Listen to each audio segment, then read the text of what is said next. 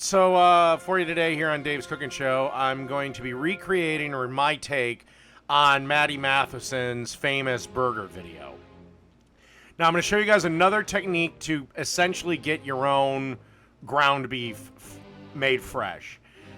This is about a 9-ounce strip steak that I cut up and I partially froze, and I'm going to be putting it in the food processor. This is what you use if you do not have either a grinder attachment for your KitchenAid or a dedicated grinder. And basically what you want to do is you want to just pulse it or keep it running, and it'll act like it's just going to loop around, but don't worry, it'll get caught, as you can see here.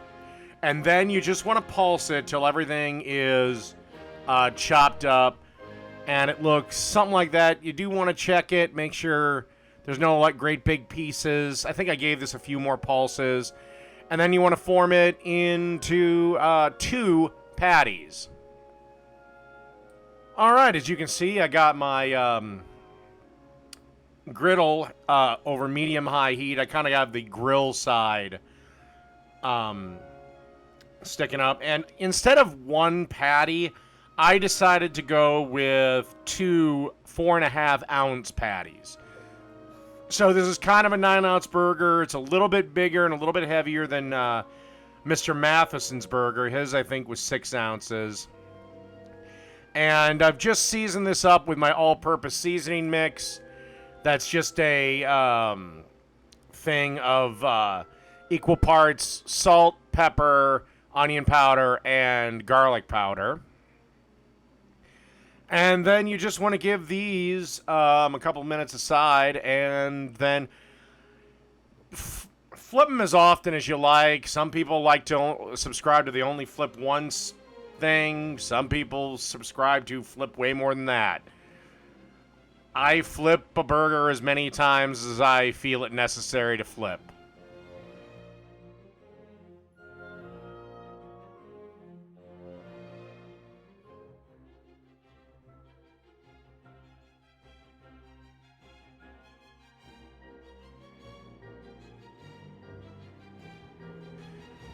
Okay, and through the magic of cooking show editing, these burgers are done. And again, if there's a little pink in the middle, it's fine. Remember, that's the magic of grinding the beef yourself. You can actually have a medium burger and not have to worry about getting sick. And then just 2 slices of American cheese arranged in kind of a Star of David thing, even though Orthodox Jews can't have cheeseburgers because they can't actually have milk with on top of meat for whatever reason. Then just a little water to melt this up, and we should be ready for assembly. Okay, I pretty much kept the ingredients he added. Got a nicely toasted bun here. And then we're going to put down a bed of shredded lettuce.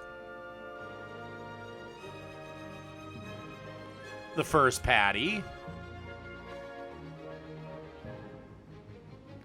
Some bacon strips. Now, why Matheson didn't add bacon, I don't know.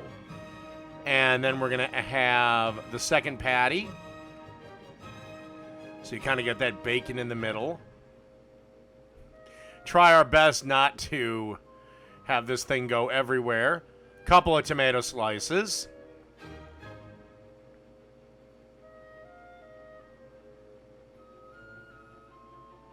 Oh, and make sure to salt the tomato slices a little bit.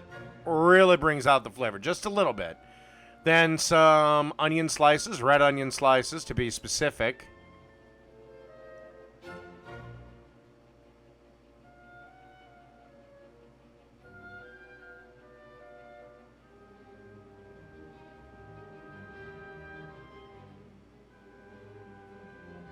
And then some fresh pickles. Because again, if a burger doesn't have pickles, it's probably going to be garbage. Well, most burgers. Then some ketchup. Make sure to get the bottle and right into your shot. Then some mustard. Put it on top, and that's it. Matty Matheson's cheeseburger. Recreated with my own little flair. Done.